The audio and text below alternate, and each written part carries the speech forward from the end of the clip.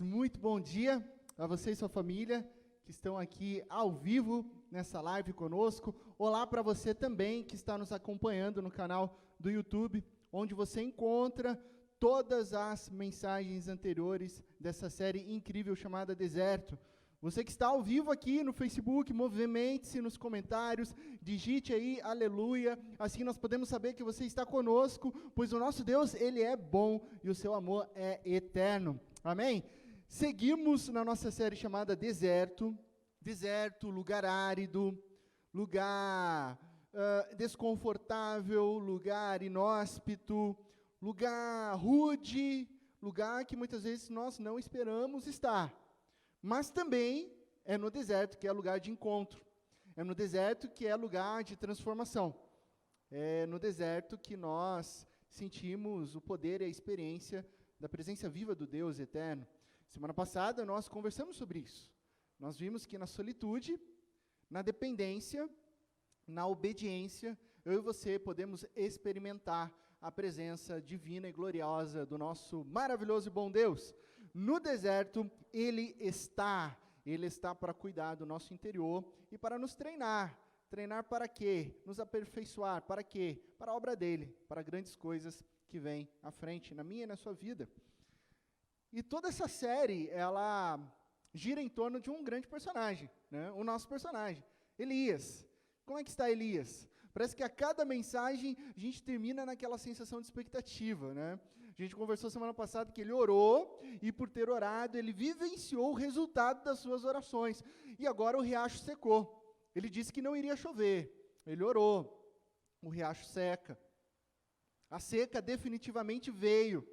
Veio em todas as localidades, sem água, sem vida, sem saciar a sua sede. E agora? Mas se Deus está com ele, e está, é porque a história não acabou. Mesmo quando o riacho seca, a história não termina. Ela está apenas começando. E por isso eu quero te convidar, nesse momento, a você abrir a sua Bíblia, lá em 1 Reis, capítulo 17. A nossa série tem caminhado por esses capítulos. Nós conversamos sobre o capítulo 16, conversamos semana passada, capítulo 17, verso 1 ao 7, e agora nós leremos capítulo 17 de 1 Reis, do verso 8 ao verso 16, do verso 8 ao verso 16. Então a palavra do Senhor veio a Elias: vá imediatamente a Sarepta, cidade de Sidom, e fique por lá. Ordenei uma viúva daquele lugar para que lhe forneça comida. E ele foi.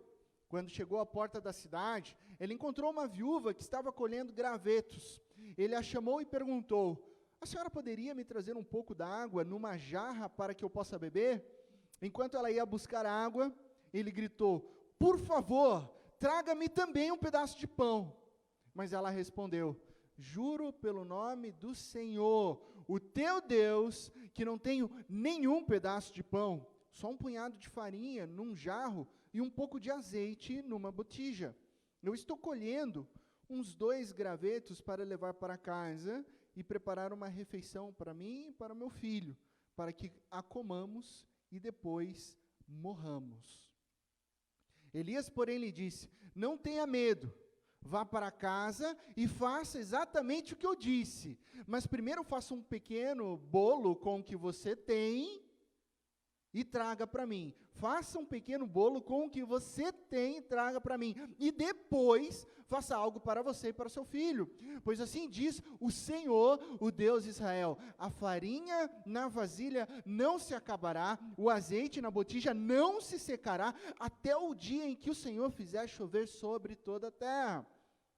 Ela foi e fez conforme Elias lhe dissera, e aconteceu que a comida durou muito tempo para Elias e para a mulher e para a sua família, pois a farinha na vasilha não se acabou e o azeite na botija não se secou, conforme a palavra do Senhor foi proferida através do teu servo Elias. Amém, glória a Deus, que texto maravilhoso.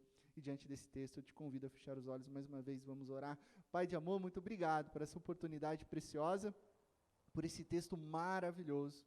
E pedimos agora que o Teu Santo Espírito venha falar profundamente aos nossos corações, com a mensagem que o Senhor tem para trazer para todos nós. É no nome de Cristo Jesus que nós oramos. Amém. Amém. Um processo de fundição de metais, né, ele começou a ser habitual há cerca de 5.000 anos atrás. Não é um processo novo, é um processo bem antigo. E esse processo de fundição trata-se de uma técnica relativamente simples. O mineral extraído era triturado e era misturado, então, com carvão dentro de um forno, carvão, lenha, e colocado nesses fornos de fundição. O segredo era simples: superar cerca de 1.000 graus de temperatura, onde os metais conhecidos da antiguidade, da época bíblica, como cobre e prata, eles se tornavam líquidos nessa temperatura. Derretidos nesses fornos, o líquido candente, ele escorria, né, e se depositava num recipiente lá no fundo desse forno. Esses recipientes eram chamados de cadinhos, onde então eles iam para os moldes, na fabricação de ferramentas e instrumentos. Esse era o processo antigo de fundição. Legal, né? O que tem a ver, pastor? Por que nós estamos falando sobre fundição, se Elias não está fundindo absolutamente nada ali nesse momento? Sabe por que eu trouxe essa imagem dominante, que vai nos perseguir ao longo dessa mensagem? Porque Deus está fundindo, Deus está moldando a vida de Elias. Elias, ele está sendo preparado, moldado, entrando no fogo para se tornar um instrumento nas mãos do Eterno.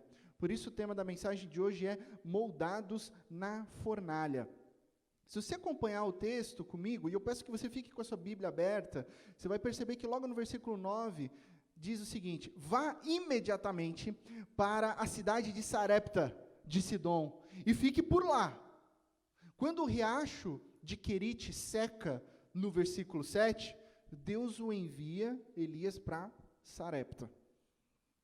Conversamos semana passada que Querite, em hebraico, é separar, cortar fora. Elias foi privado dos holofotes do palácio e ele foi matriculado na dolorosa e difícil faculdade do deserto. Então, Elias é cortado, Elias é separado, Elias é tirado. E agora Deus o envia para Sarepta, de Querite para Sarepta. Sim, Querite era um tempo de corte, Sarepta agora se torna uma temporada mais profunda ainda, na alma e no interior de Elias. Sarepta, a palavra Sarepta deriva também de um verbo hebraico, sharpat, que significa refinar, fundir. E Sarepta significa literalmente local de fundição. Percebe esse detalhe? Elias foi enviado ao local de fundição. Significa local de fundição, fornalha, forno ardente, ou talvez nos verões em Dayatuba. Enfim, esse é o lugar para onde Elias é enviado, no meio do fogo ardente. Elias foi separado em Querite para ser refinado em Sarepta.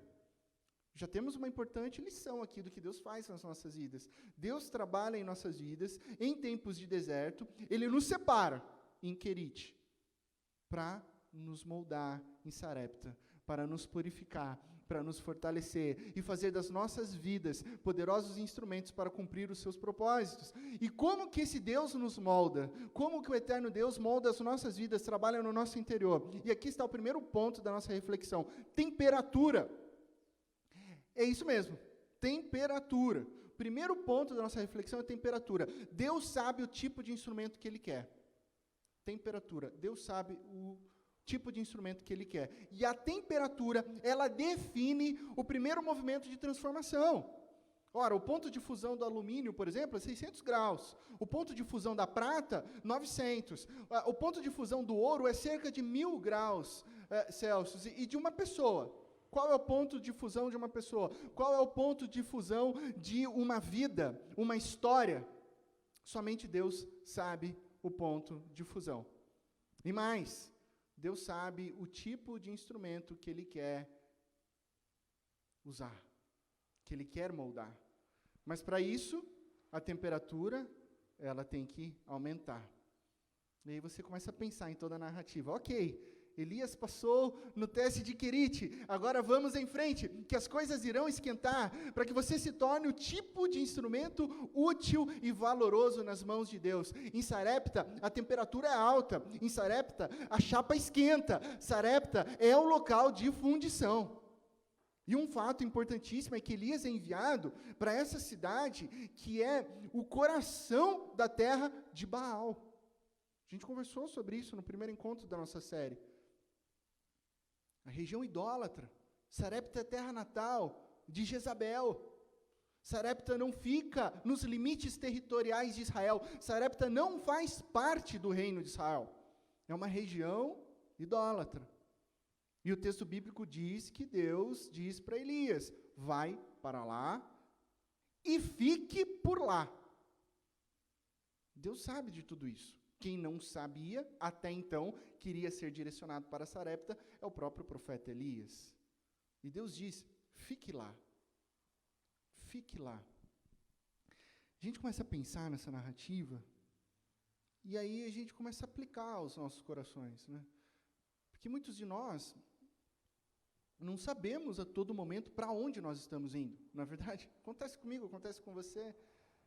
E de repente, nós nos vemos, né, num cenário não esperado em nossas vidas, sabe? Onde provações nunca vividas são experimentadas, situações adversas, enfrentadas, e a gente percebe que a temperatura está só aumentando nas nossas vidas.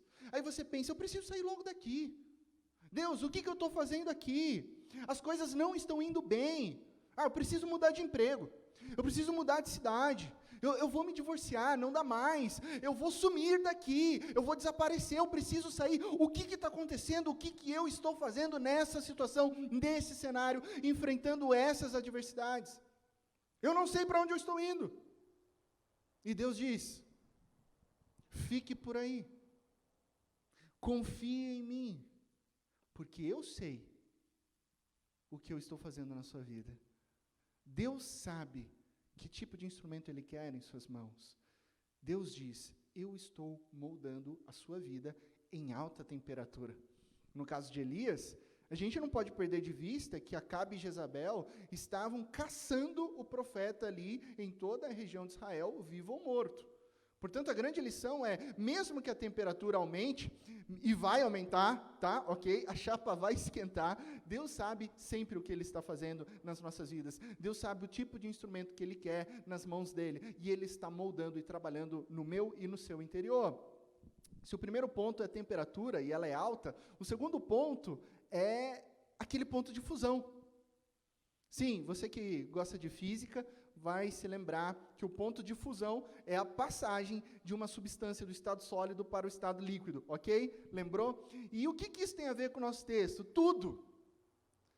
Porque é na fusão, no ponto de fusão, que o fogo elimina as impurezas e refina a nossa vida, refina a humildade. Presta atenção, é engraçado pensar que Deus, além de mandar Elias para Sarepta, região idólatra e fora dos limites de Israel, então isso é algo assim totalmente inesperado. Deus diz, ordenei a uma viúva daquele lugar que lhe forneça comida. Aí Elias, peraí, ou nós mesmos quando lemos esse texto, peraí, uma viúva? Uma viúva, é isso mesmo? Porque as viúvas geralmente eram pessoas pobres. As viúvas normalmente eram as primeiras pessoas a ficarem sem comida em tempos de seca. As viúvas praticamente eram sinônimo de pobreza naquela época, por serem marginalizadas, por serem desprotegidas e por serem exploradas.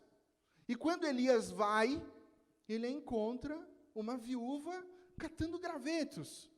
Esse é o cenário que Elias encontra. Essa, digamos, é a primeira impressão de Elias diante daquela mulher. E que teste, né?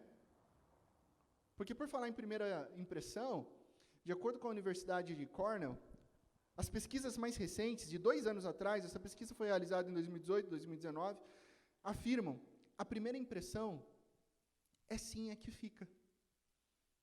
Um grupo de pesquisadores, psicólogos, chegaram à conclusão de que é uma tendência sociológica, de que o ser humano, ele costuma dividir e classificar seus conhecidos em função das primeiras impressões que ele tem sobre as pessoas em questão, fazendo valer aquelas sensações positivas, mas também mantendo pré-julgamentos criados no primeiro contato. Por isso que quando você vai fazer uma entrevista de emprego, você toma cuidado com a sua aparência, você toma cuidado com a maneira que você vai se colocar, porque esse é o primeiro momento, essa é a primeira impressão diante do mercado de trabalho. Por isso que quando você, vai marcar, você está lá, adolescente, vai marcar um encontro com aquela gatinha e tal, o Matheus Klein, liga no celular dela, agenda, fora de pandemia, para, enfim, tomar um sorvete, ele corta o cabelo, ele coloca uma camisa polo, ele passa um perfume, para causar essa primeira impressão diante do primeiro encontro, porque a primeira impressão fica. Isso em tudo na nossa vida. As boas e as ruins também. As ruins também. De repente você tem uma impressão ruim e aquilo gera um preconceito sobre toda a questão. E Elias chega em Sarepta e encontra uma viúva. Imagina a situação. De repente todas as expectativas se derretem. Essa cidade, Sarepta, é essa viúva que vai me alimentar? Pelo que eu estou olhando aqui, chegando aqui em tempo de seca, parece que ela precisa mais de sustento. Como é que ela vai me sustentar, sendo que ela precisa prioritariamente? Como sentir Deus nesse espaço idólatra aonde Elias foi colocado?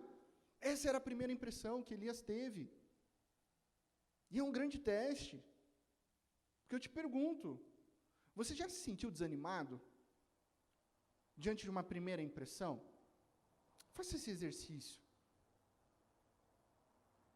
Você casou recentemente? Ou mesmo depois de um tempo de casado, você mudou de cidade? Ou saiu de uma casa e foi para outra, alugou, comprou, não sei. E de repente você está empolgado, a sua esposa está empolgada, e vocês entram lá na casa e só tem problema. Mofo, encanamento. Aconteceu isso comigo. Logo que eu casei, eu e Júnior fomos morar numa casa extremamente assim, antiguinha, bonitinha, maravilhosa. Nossa, ela estava incrível. Logo nos primeiros dias, problema no esgoto, a gente percebeu que o banheiro era oco no piso. Chamamos o encanador falou assim, a gente não sabe como vocês ainda não caíram. Tem um buraco imenso aqui embaixo. A casa era antiga, encanamento de manilha, estourou há 15 anos atrás, e a gente estava andando todo dia só no contrapiso. Naquela época, eu acho que eu tinha uns 10 quilos a menos, então foi o que me salvou. Sabe, você chega, a primeira impressão, e bum, desaba. Você chega no seu novo trabalho, espera trabalhar naquela empresa com um chefe tal, e aí você descobre que esse chefe, que você tanto admira, ele trabalha em outro setor, em outro turno. Você nunca vai encontrar com ele. Primeira impressão. E, de repente, tudo aquilo que você esperava, na verdade, você começa a questionar. Peraí, não era assim? Peraí, além de não ser assim, está pior do que eu imaginei. E esse é o grande teste para as nossas vidas. Deus havia dito para Elias que uma viúva iria fornecer comida. Elias olha aquele cenário, primeira impressão. Elias é espertinho. Ele chama a moça primeiro e pergunta se ela tem água. Claro. Você tem água? Deus falou em alimento, mas Elias pediu água, Ok, a gente é meio parecido com Elias, Vamos pedir água primeiro. A viagem foi longa e tal, estou com sede. Ela responde, tenho, ok, vou buscar. E vai caminhando. Quando ela vai caminhando, Elias pensa, bom sinal, ela tem água. Ele com coragem grita, ei, peraí, já que você está indo, você me traz também um pedaço de pão? Aí ela responde, juro pelo nome do Senhor, o teu Deus, que não tenho nenhum pedaço de pão. Só um punhado de farinha num jarro e um pouco de azeite numa botija. Estou colhendo uns 2 gravetos para levar para casa e preparar uma refeição para mim e para meu filho, para que a comamos e depois morramos. Esse é o cenário. Para que a comamos e depois morramos. Decepção. Ela não tem muito alimento. Na verdade, ela e o seu filho já estão morrendo de fome. E se a gente parar para pensar agora, nesse momento, na fornalha, nós temos não só Elias, a viúva e o seu filho. Está todo mundo ali, na fornalha. Só que algo chama atenção na resposta daquela viúva. Elias, presta atenção. Na resposta da viúva, olhe para o texto bíblico, como ela começa dizendo. Ela dizendo, juro pelo nome do Senhor. Calma aí. Juro pelo nome do Senhor? Juro pelo nome de Yahweh? Peraí, eu escutei mesmo? É o Deus eterno, o Deus único, verdadeiro Deus de Israel, depois de 150 quilômetros de caminhada sem água, depois de chegar num país estranho, cultura diferente, totalmente idólatra, o centro de adoração de Baal, depois da temperatura do deserto só aumentar e chegar literalmente na fornalha, Elias experimenta a preciosidade de encontrar uma irmã que crê no eterno, que crê no único verdadeiro Deus. Ela crê no Deus Yahweh. É isso que ela diz. É esse Deus que eu creio. Ela chama pelo nome de Deus. E é nesse momento mais tenso, onde ao mesmo tempo que ela chama pelo nome de Deus, e ela diz que ela não tem nada, e que a morte é iminente, que Elias tem um insight de Deus. É ela. Ela disse o nome de Yahweh, ela proclamou o nome do único e verdadeiro Deus nesse lugar, nessas condições. Deus estava novamente usando uma fonte totalmente incomum para alimentar, cuidar e sustentar o profeta Elias. Deus realmente estava usando uma pessoa totalmente improvável, uma viúva pobre, para sustentar, moldar a vida de Elias. Porque aqui é uma grande lição. Se Elias em algum momento foi soberbo, se Elias em algum momento foi orgulhoso, se Elias em algum momento deu uma olhada e falou, ixi, essa viúva pobre aí, catando graveto não vai rolar. Aqui ele teve uma grande lição. A lição que nós temos para as nossas vidas. No local de fundição, na sarepta de nossas vidas, no meio da fornalha, o fogo elimina as impurezas do nosso orgulho, da nossa soberba, do nosso preconceito. Uma viuvinha pobre. Mas no fogo, isso é eliminado e refina a humildade. Que lição! E que surpresa! Bem-vindo a Sarepta. Bem-vindo ao local onde as situações e as pessoas mais humildes e improváveis são usadas por Deus para sustentar as nossas vidas para os grandes desafios. São as pessoas que nos abençoam. O local de fundição agora para Elias já não parece mais tanto desesperador. Já não parece algo decepcionante. Porque quando nós somos guiados por Deus, percebemos que o fogo da fornalha nos é necessário. É necessário. Ponto de fusão nas nossas vidas é importante. Sabe para quê? Para nos humilhar. Nos humilhar, sim. Vai dar errado? Vai dar errado, sim. Vai ser difícil? Vai ser difícil, sim. Só acontece comigo? Só acontece comigo, sim. Sabendo que não é só com você, mas acontece com você também. Faz parte. Faz parte do processo de retirar de nós as impurezas, de retirar de nós a impaciência, o orgulho, a soberba, a arrogância, o controle, e refinar o nosso interior em humildade e dependência. Pare e pense comigo na imagem dominante dessa nossa reflexão. O que acontece num processo literal de fundição de metais? O que acontece, literalmente? Fundição de metais. Tenta imaginar. Quando o metal atinge o seu ponto de fusão, se torna líquido, né? Ele fica todo brilhante, né? Bonito de ver. Ele escorre do forno para o cadinho. O cadinho é aquele recipiente que fica no final. E ali, no fundo do forno, fica a parte mais pura. Porque a escória, e olha só que interessante, escória é um nome técnico dessas impurezas. A escória, as impurezas, elas já ficam na beirada do forno. A parte da escória e da sujeira que desce no cadinho, ela fica flutuando na superfície do metal fundido, onde as impurezas são facilmente vistas e retiradas e eliminadas. Então existem impurezas que estão tão impregnadas no nosso interior, que só são vistas e, portanto, só são eliminadas no ponto de fusão. Por isso que é importante passar pelo forno, por isso que é importante chegar nesse ponto de fusão. É isso que o processo de fundição faz com o nosso interior. As impurezas, elas são levadas para a superfície, nosso ego se derrete, nosso falso eu começa a flutuar ali, escancarando toda a sua sujeira escondida, enquanto o nosso eu verdadeiro, enraizado em Deus, é purificado, é refinado, é renovado, é vivificado. Então, como que Deus nos molda? Temperatura. Deus sabe o tipo de instrumento que Ele quer. Fusão. O fogo elimina as impurezas e refina a nossa vida em humildade. E o terceiro ponto da fornalha é a solidificação.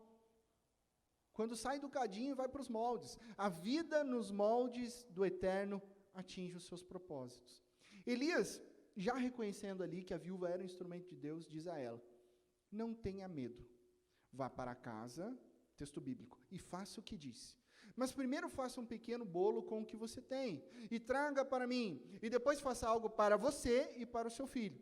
Pois assim diz o Senhor, Yahweh, o Deus de Israel: a farinha na vasilha não se acabará, e o azeite na botija não se secará, até o dia em que o Senhor fizer chover sobre a terra. Não tenha medo, o profeta diz. Viúva, pare de olhar nos seus moldes. Essa é a palavra de Deus. Laci, pare de olhar a vida nos seus moldes.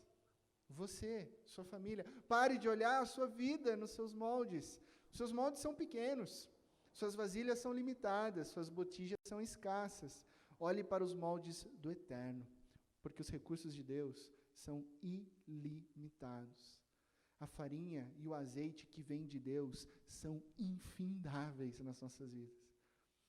E eis o grande teste para aquela viúva. Como tirar os olhos da depressão? Como que ela poderia se libertar do desânimo que é catar gravetos, fazer a última refeição e esperar a morte com seu único filho? Como que ela poderia não ter medo diante da seca? Diante da escassez? E talvez essas perguntas que passavam na mente da viúva sejam as nossas perguntas hoje. Como que eu posso crer em Deus se os recursos estão escassos? Como eu posso servir alguém primeiro se o meu lar e as pessoas que eu amo também precisam de sustento? São boas perguntas. Aí a gente olha para o texto, volta para o texto, começa a pensar: como que Elias pode dizer uma coisa dessa? Como que Elias crê? Como que Elias tem tanta certeza? Aí a gente lembra. De onde está vindo Elias? Elias está vindo de Querite. Elias já tinha sido alimentado por corvos. Elias bebeu da água do riacho. Elias já tinha experimentado a fidelidade de Deus. E por experimentar a fidelidade de Deus, ele já conhecia o caráter de Deus. Por isso ele diz àquela viúva: não temas. E ele diz o quê? Com autoridade, daquilo que ele viveu, daquilo que ele experimentou, daquilo que ele tinha total certeza de que Deus, ele supre, ele provê, ele cuida de nós. Então Elias sabe do que ele está falando, por isso ele diz: não temas. Ainda que pareça impossível, não temas. O Deus de Israel vai prover. No ano de 2005, Alexandre Abrão, conhecido como Chorão, Charlie Brown Jr., ele entrou numa igreja cristã, ali na Baixada Santista, e ele ouviu naquele dia uma mensagem sobre fé e restauração a partir de um encontro com Jesus. O texto que foi pregado naquela igreja cristã foi o texto de Jesus restaurando a fé de Tomé. A partir dessa experiência, no ano de 2005, Chorão escreveu uma das músicas mais famosas da banda Charlie Brown Jr. Algumas das frases dessa música são: o medo cega os nossos sonhos, mas o impossível ele é só questão de opinião. O nome da música, só os loucos sabem. Quanta verdade nessa canção, a partir de uma experiência íntima que ele teve com Deus. O impossível, meus amigos e minhas amigas, é questão de fé, é questão de experiência, é questão de intimidade com Deus. E isso só os loucos sabem, pois a mensagem da cruz é loucura para os que estão perecendo, mas para nós que estamos sendo salvos, é poder de Deus. 1 Coríntios capítulo 1, verso 18, Elias viveu o impossível, e agora ele compartilha esse impossível vivenciado. Lembre-se de uma coisa muito importante: não se acende a chama da esperança em qualquer pessoa, em alguém, se a luz de Deus não estiver acesa primeiramente em seu coração. Você só acende a chama se essa tocha estiver ali no seu interior, queimando, ardendo, incendiando e iluminando. Quando Elias ordena a mulher: vá e faça o que eu disse, é porque em Querite ele ouviu do próprio Deus: vá e faça o que eu disse.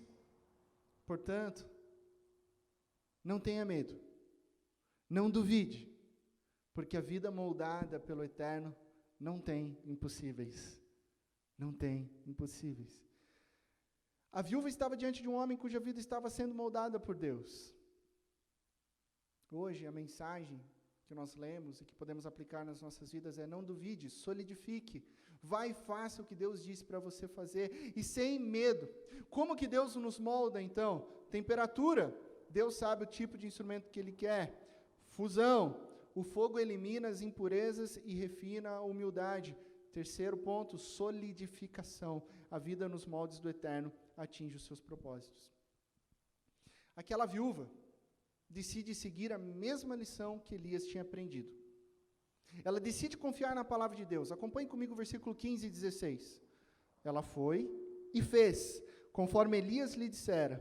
E aconteceu que a comida durou muito tempo, para Elias e para a mulher e sua família. Pois a farinha na vasilha não se acabou e o azeite na botija não se secou, conforme a palavra do Senhor proferida por Elias. No meio da fornalha, ela decide obedecer, confiando na palavra de Deus. No meio da fornalha, ela obedece. Você pode pensar: mas o que ela iria perder? Ela fez porque não tinha opções. Talvez não tenha sido tão difícil para a viúva, já que ela estava naquela situação adversa mesmo. Não. O que ela fez foi um ato incrível, de extrema coragem, algo muito difícil, porque lembre-se aquilo que Elias disse: ela cozinhou primeiramente para Elias. Humanamente falando, ela só tinha ingredientes para uma única refeição, e ao dar primeiramente essa única refeição ao profeta, ela demonstra compaixão. Olha que incrível, olha que coisa linda, compaixão em meio à fornalha da vida.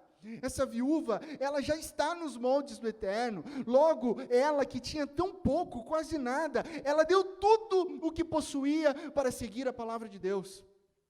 Ela deu tudo.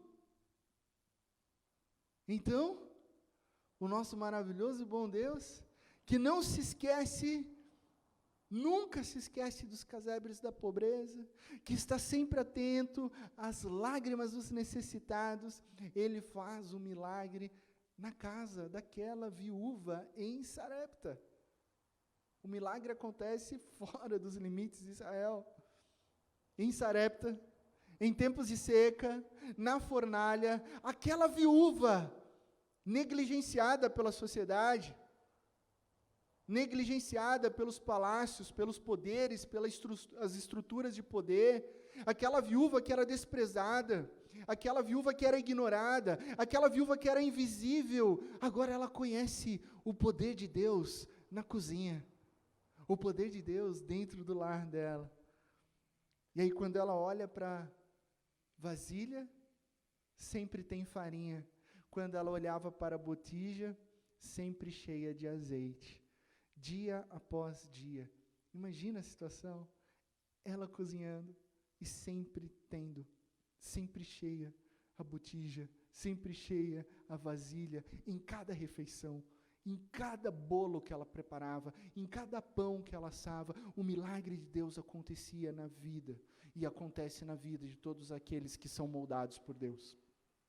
O milagre acontece na vida de todos aqueles que são moldados por Deus. Então, quando os seus recursos se esgotam, lembre-se que em Deus você tem tudo o que você precisa. Quando os seus recursos se esgotam, você tem em Deus tudo o que você precisa. Não é em Baal, não é nos falsos deuses dessa geração, não é em título, não é em posse, não é em poder, não é em dinheiro, não são em estruturas, não, isso são falsos deuses, eles não suprem o nosso interior. Tudo que a gente precisa está tão somente inteiramente em Deus, o nosso eterno Deus, o Deus Yahweh, o Deus de Israel. Por fim, como é que a gente aplica isso em nossas vidas? O que fazemos quando nós nos encontramos num local de fundição, numa temporada de fundição? Pastor, eu acho que eu estou no cadinho. Pastor, eu acho que a minha vida está em alta temperatura. O que eu faço? O que esse texto diz para nós fazermos? Não desista.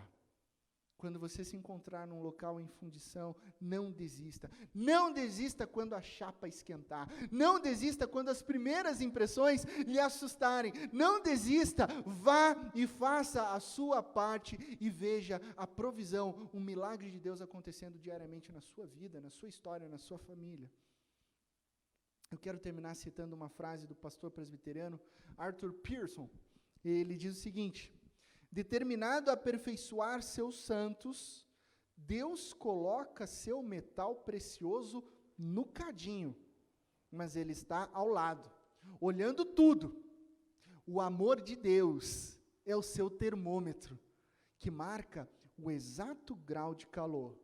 Ele não permitirá nenhum momento de dor sequer, além do necessário. Assim que a escória for eliminada, de modo que possa ver a si mesmo refletido no fogo, a provação cessa. Quem nunca passou pelo fogo? Quem nunca passou por uma grande provação? Eu vou te dizer, Cristo Jesus passou pela fornalha mais ardente de todas. Cristo Jesus entrou em Sarepta, enfrentou Sarepta. Lembre-se que Jesus, ele foi desprezado, atingido, afligido, transpassado e esmagado pelas nossas transgressões, por todos os nossos erros e nossa impureza, já que ele mesmo não tinha nenhuma impureza. Ainda assim, sendo Deus, ele foi para a cruz. Ele foi para a fornalha com o propósito de nos salvar, morrendo em nosso lugar. O que isso tem a ver com a nossa história? Tudo! Você já parou para pensar que Cristo Jesus, o Filho de Deus, enfrentou o fogo mais ardente por você? Sim, é lá na cruz que Ele derramou a sua vida para nos trazer paz e nos fazer viver. Todas as nossas escórias, impurezas e sujeiras foram perdoadas, porque Cristo Jesus foi fundido na cruz, no nosso lugar, por mim e por você. Então Ele ressuscitou no terceiro dia, para mostrar que Ele é a fonte de vida, que Querite, o lugar de corte, não é a última palavra, que Sarepta, o lugar de fundição, não é permanente, mas que quando você passa pela fornalha, você está sendo moldado por Deus, em semelhança a Cristo Jesus, o nosso eterno Salvador. Na jornada cristã, passar por Sarepta é certeza, não de morte, mas de purificação, fortalecimento, para nos tornarmos instrumentos sólidos, úteis e fortes na mão do Eterno. Ainda que nesse tempo você tenha que enfrentar todo tipo de fornalha, todo tipo de provação, lembre-se de uma coisa, que o ouro passado pelo fogo sai comprovadamente puro. A fé genuína que passa pelo sofrimento sai comprovadamente genuína.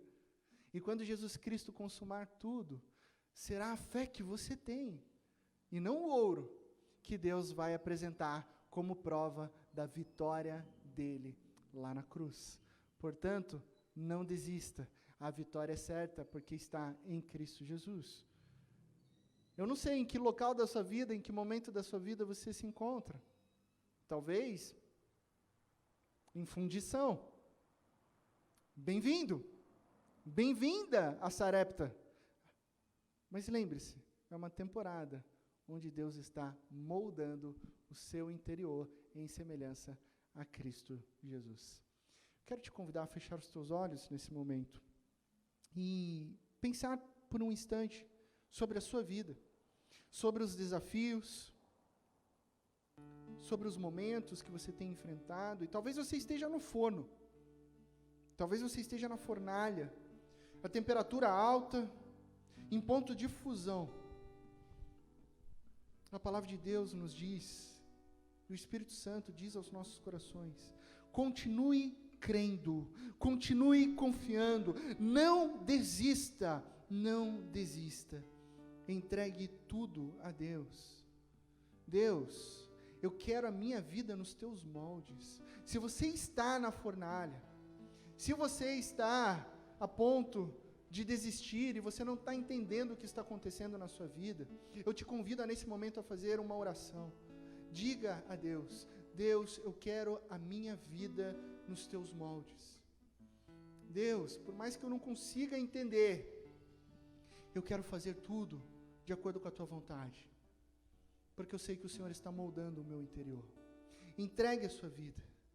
Talvez seja o momento de você entregar completamente a tua vida a Cristo Jesus, aquele que entrou na fornalha, no fogo mais ardente por você.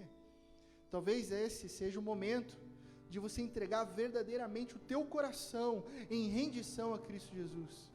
Deus, eu creio agora que Cristo Jesus é meu eterno e suficiente Salvador. Ele morreu na cruz no meu lugar.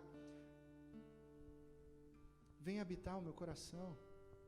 Vem transformar a minha vida e me moldar de acordo com a tua vontade. A ti eu entrego, porque o único nome, o maravilhoso e lindo nome que nos salva, que nos liberta, que nos restaura, é o poderoso nome de Cristo Jesus.